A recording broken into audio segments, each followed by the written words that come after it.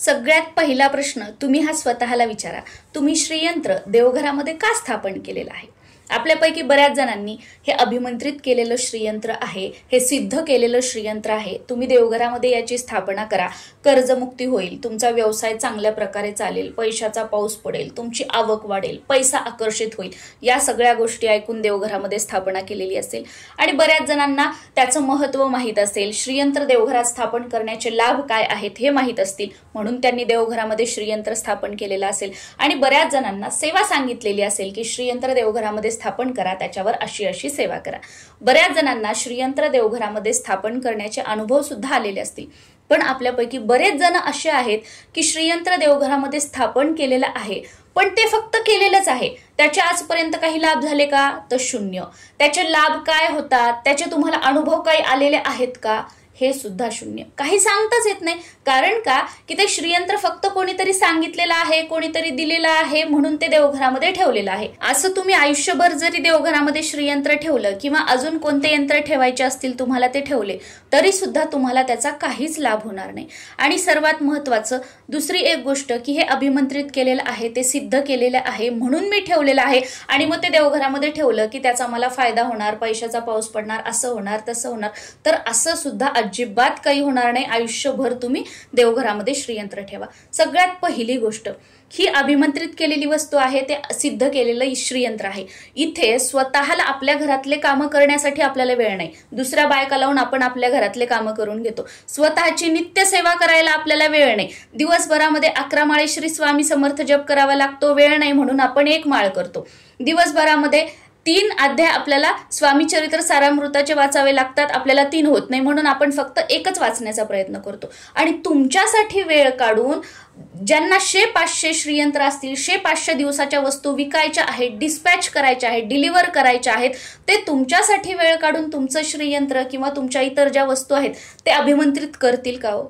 याचा थोडा तरी विचार करा आणि त्यानंतर मग ठरवा की ही अभिमंत्रित केलेली वस्तू, ते अभिमंत्रित केलेलं श्रीयंत्र ते माझ्यासाठी असं काम करेल. जे असेल ते असेल. आतापर्यंत तुम्हाला तुमच्या देवघरात ठेवलेल्या श्रीयंत्राचा अनुभव आला असेल किंवा अनुभव आलेला नसेल, पण हा व्हिडिओ बघितल्याच्या नंतर तुम्ही या प्रकारे तुमच्या देवघरातलं श्रीयंत्र सिद्ध करा. यानंतर 100% तुम्हाला श्रीयंत्राचे लाभ अनुभवायला मिळतील. पण शेवटी काय, विश्वास आणि सेवेमध्ये सातत्य असायला हवं. विश्वास का महत्वाचा आहे? कारण मानलं तर दगडामध्ये सुद्धा देव आहे, विश्वास ठेवला तर दगडामध्ये सुद्धा देव आहे, आणि नाही मानलं तर मंदिरामध्ये सुद्धा फक्त दगड आहे. आणि सेवेमध्ये सातत्य का? तुम्ही 1 दिवस सेवा करणार, 4 दिवस करणार नाही, परत 4 दिवस सेवा करणार, परत त्याच्याकडे बघणार नाही. नवरात्रीमध्ये श्रीयंत्र अभिमंत्रित करणार, परत त्याच्याकडे बघणार सुद्धा नाही, त्याच्यावर धूळखात पडलेली आहे, परत लक्षात आलं अरे चला चला याचे असे लाभत, या दिवशी या तिथीला याच्यावर सेवा करायची असते, मग तेव्हा सेवा करणार. असं केलं तरी सुद्धा त्याचे अनुभव तुम्हाला अनुभवायला मिळणार नाहीत. ज्या वेळेला श्रीयंत्र आपण आपल्या घरी आणलेलं आहे त्यावेळेला ते फक्त एक यंत्र आहे, ते आपल्यासाठी काहीही काम करणार नाही. आणि असं यंत्र तुम्ही देवघरामध्ये ठेवलं तर त्याचे काहीही तुम्हाला लाभ होणार नाहीत. त्या यंत्रावर अभिषेक करून, स्तोत्र मंत्राने अभिषेक करून आपल्याला ते यंत्रामध्ये ऊर्जा आणायची आहे. त्या यंत्रामध्ये शक्ती तत्व आपल्याला निर्माण करायचं आहे, जेणेकरून ती ऊर्जा, ते शक्ती तत्व आपल्यासाठी काम करणार आहे. आणि मग त्यानंतर त्या यंत्राचे, त्या सेवेचे आपल्याला अनुभवायला मिळणार आहे. तुमच्याकडे नवरात्रीमध्ये जर देव हलवत असतील तर या पहिल्या पद्धतीनुसार तुम्ही श्रीयंत्र सिद्ध करू शकता. आणि तुमच्याकडे नवरात्रीमध्ये देव हलवत नसतील तर दुसरी पद्धत सुद्धा तुम्हाला पुढे शेअर करणार आहे. पहिल्या पद्धतीनुसार काय करायचं, नवरात्रीचे 9 दिवस दररोज जेव्हा आपण सकाळी देवपूजा करतो त्यावेळेला एक ताम्हण घ्यायचं. त्या ताम्हणामध्ये सुरुवातीला थोड्याशा अक्षदा ठेवायच्या, त्यावर श्रीयंत्र ठेवायचं आणि त्या श्रीयंत्रावर 16 वेळेला श्रीसुक्तम म्हणून सुरुवातीला स्वच्छ पाण्याने, त्यानंतर पंचामृताने आणि परत स्वच्छ पाण्याने अभिषेक करायचा आहे. 15 वेळेस फलश्रुती सोडून श्रीसुक्तम म्हणायचा अभिषेक करताना, आणि 16व्या वेळी फलश्रुती सहित आपल्याला श्रीसुक्तम म्हणायचं आहे. जेव्हा फलश्रुती सुरू होते त्यावेळेला अभिषेक बंद करायचा आहे. जेव्हा आपण फलश्रुती म्हणतो त्यावेळेला त्या ताम्हणातलं श्रीयंत्र उचलायचं, ते कापडानं स्वच्छ कोरडं करून आपल्याला घ्यायचं आहे. त्यानंतर एक छोटीशी कोरडी प्लेट घ्यायची, त्यामध्ये ते श्रीयंत्र ठेवायचं आहे आणि त्यानंतर परत 16 वेळा श्रीसुक्तम म्हणत त्या श्रीयंत्रावर आपल्याला कुंकुमार्चन करायचं आहे. 15 वेळेस फलश्रुती सोडून कुंकुमार्चन करायचं आणि 16व्या वेळेस फलश्रुती सहित कुंकुमार्चन करायचं आहे। फलश्रुती म्हणताना कुंकुमार्चन करायचं नाहीये, फलश्रुती म्हणताना हात जोडून बसायचं आहे आणि फलश्रुती म्हणायची आहे। या प्रकारे नवरात्रीचे 9 दिवस दररोज श्रीयंत्रावर अभिषेक करायचा, त्यानंतर परत 16 वेळा श्रीसूक्त म्हणून त्या श्रीयंत्रावर कुंकुमार्चन करायचं आहे। या 9 दिवसामध्ये तुमचं श्रीयंत्र सिद्ध होईल आणि त्या श्रीयंत्रामध्ये तुम्हीच विचार करा, 16 वेळा अभिषेक, रोज 16 वेळा तुम्ही कुंकुमार्चन म्हणजे 32 वेळा दररोज तुम्ही श्रीसूक्त म्हणताय आणि त्या श्रीयंत्रावर सेवा करताय। त्या श्रीयंत्रामध्ये किती जास्त प्रमाणामध्ये शक्ती तत्व तयार होईल, ते श्रीयंत्र किती ऊर्जावान होईल आणि ते खरोखर नंतर तुमच्यासाठी काम करेल। ज्या अनुभवाची तुम्ही वाट बघत आहात, याला असे अनुभव येतात, त्याला तसे अनुभव येतात, पण मला काय याचे अनुभव येत नाही, तर ते अनुभव तुम्हाला स्वतःला अनुभवायला मिळतील। पण तुम्हाला थोडासा वेळ काढावा लागेल आणि याप्रमाणे ते श्रीयंत्र या नवरात्रीच्या 9 दिवसामध्ये सिद्ध करावं लागेल। आता फक्त या नवरात्रीच्या 9 दिवसामध्ये तुम्ही या प्रकारे श्रीयंत्र सिद्ध केलं आणि त्यानंतर त्यावर काही सेवा केली नाही, तर ते श्रीयंत्र तुमच्यासाठी काम करेल का? नाही करणार। नवरात्रीचे 9 दिवस झाल्यानंतर परत तुम्ही प्रत्येक पौर्णिमा याच प्रकारे सेम सेवा करायची, किंवा तुम्ही प्रत्येक मंगळवार शुक्रवार याप्रमाणे त्या श्रीयंत्रावर सेवा करायची। बघा, त्या श्रीयंत्राचे तुम्हाला खूप चांगले अनुभव येतील। फक्त श्रीयंत्र देवघरामध्ये ठेवलं आहे आणि ते तुमच्यासाठी काम करणार आहे असं कधीही होणार नाही। त्यावर जशी जशी तुम्ही सेवा कराल तसं तसं त्यातलं शक्ती तत्व वाढत जाईल, त्यातील ऊर्जा वाढत जाईल आणि ती ऊर्जा, ते शक्ती तत्व तुम्हाला तुमच्यासाठी काम करेल। तुमच्या ज्या काही इच्छा आहेत त्या तुमच्या ते पूर्ण करेल, पण त्यासाठी आपल्याला याप्रमाणे वेळोवेळी त्या श्रीयंत्रावर सेवा करायला हवी। आता नवरात्रीच्या 9 दिवसामध्ये तुमच्याकडे देव हलवत नसतील तर अशा वेळी काय करायचं, फक्त पहिली सेवा स्किप करायची, म्हणजे त्या श्रीयंत्रावर अभिषेक करायचा नाही। जे श्रीयंत्र तुम्ही देवघरामध्ये नागवेलीच्या पानावर स्थापन केलेलं असेल किंवा एखाद्या प्लेटमध्ये तुम्ही त्या श्रीयंत्राची स्थापना केलेली असेल, तर त्या श्रीयंत्रावर दररोज 16 वेळा श्रीसूक्त म्हणून तुम्हाला त्याच्यावर कुंकुमार्चन करायचं आहे दररोज। आता समजा नवरात्रीची पहिली माळ संपली, तुम्ही दुसऱ्या माळेला हा व्हिडिओ बघितला, तर दुसऱ्या माळेपासून तुम्ही सेवा सुरू करा। पहिली माळ संपली, मग मी आता कसं करू, काय करू, नाही, ज्या दिवशी तुम्ही हा व्हिडिओ बघताय त्या दिवसापासून तुम्ही सेवा करायला सुरुवात करा, कारण हे नवरात्रीचे 9 दिवस साक्षात आपली कुलस्वामिनी आपल्या घरात सूक्ष्म रूपामध्ये आहे। कुलदेवीसाठी तुमच्या घरात कुणीतरी उपवास पकडलेले असतील, तुमच्या घरामध्ये घटस्थापना झालेली असेल, तुम्ही देवघरामध्ये अखंड दिवा लावलेला असेल, एवढं सगळं असताना, एवढं पवित्र वातावरण आपल्या घरात असताना अगदी एक दिवस जरी तुमच्याकडून ही सेवा झाली ना या नवरात्रीमध्ये, तर तुमच्यासारखे भाग्यवान तुम्हीच आहात।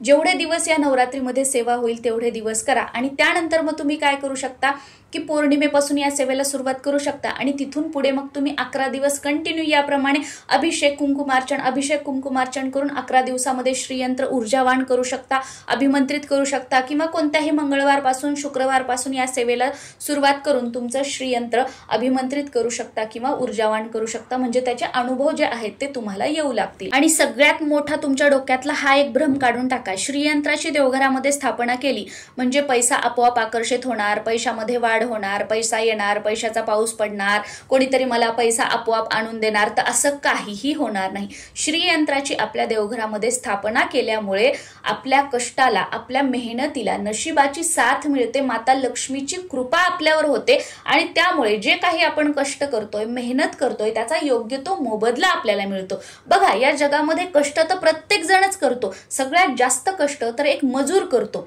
मग तो खूप श्रीमंत आहे का? तर नाही। आपण जे काही आपापल्या परीने कष्ट करतो त्याचा योग्य तो मोबदला आपल्याला मिळावा, नशिबाची साथ आपल्याला मिळावी, या भावनेने तुम्ही सेवा करा। तुम्हाला घरामध्ये भरभराट दिसू लागेल, धनधान्यामध्ये भरभराट दिसू लागेल।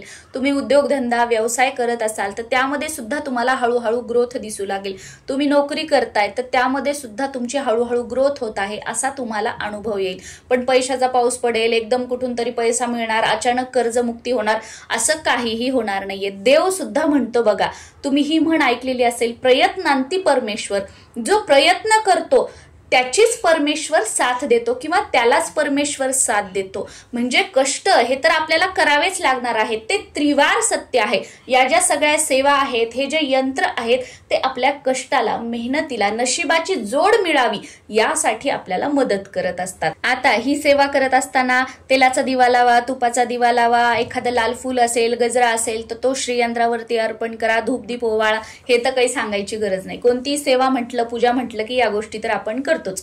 तर याप्रमाणे या नवरात्रीमध्ये तुमचं श्रीयंत्र तुम्ही सिद्ध करू शकता. तुमच्याकडे श्रीयंत्र नसेल तर माता लक्ष्मीच्या मूर्तीवर तुम्ही याप्रमाणे सेवा करू शकता. त्याचे सुद्धा तुम्हाला सेम असेच अनुभवायला मिळतील. पहिल्या पद्धतीनुसार तुम्ही सेवा करणार असाल तर दुसऱ्या दिवशी पहिल्या दिवशीचं कुंकू काढून घ्यायचं, त्यानंतर अभिषेक करायचा, परत त्याच कुंकवाने कुंकुमार्चन करायचं आहे. परत तिसऱ्या दिवशी ते कुंकू काढून घ्यायचं, त्या श्रीयंत्रावर अभिषेक करायचा आणि त्याच कुंकवाने कुंकुमार्चन करायचं आहे. आणि तुमच्याकडे देव हलवत नसतील तर 9 दिवस त्या श्रीयंत्रावर जेवढं कुंकू साचेल ते साचू द्यायचं आणि 9 दिवस झाल्यानंतर ते कुंकू जे आहे ते एका डबीमध्ये भरून ठेवायचं आणि त्यानंतर मंगळवार, शुक्रवार किंवा पौर्णिमेला आपण कुंकुमार्चन करणार तर त्यावेळेला तेच कुंकू आपल्याला वापरायचं आहे. आणि तुम्ही पहिल्या पद्धतीनुसार सेवा करताय तरी सुद्धा नवरात्रीचे 9 दिवस झाल्यावर ते कुंकू एखाद्या डबीत भरून ठेवायचं आणि त्याच कुंकवाने परत आपल्याला कुंकुमार्चन करायचं आहे. म्हणजे त्या कुंकवातली शक्ती सुद्धा वाढत जाते. इथे बघा तुम्ही डब्यामध्ये बघताय, माझा हा केशरी डब्बा आहे, याच्यामध्ये माझं कुंकुमार्चनचं कुंकू असतं.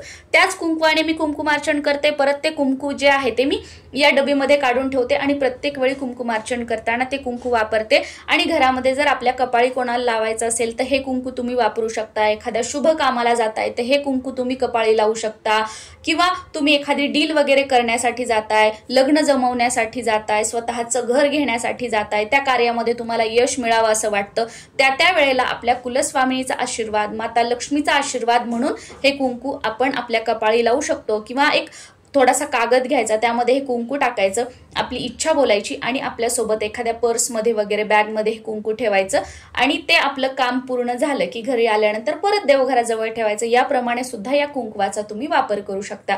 कारण सेवा करून करून करून त्या कुंकवातलं शक्तितत्व जे असतं ते वाढलेलं असतं आणि ते कुंकू मग आपण एखादी इच्छा, मनोकामना बोलून आपल्यासोबत त्याचा आपण वापर केला तर त्याप्रमाणे ते आपल्यासाठी काम सुद्धा करत असतं.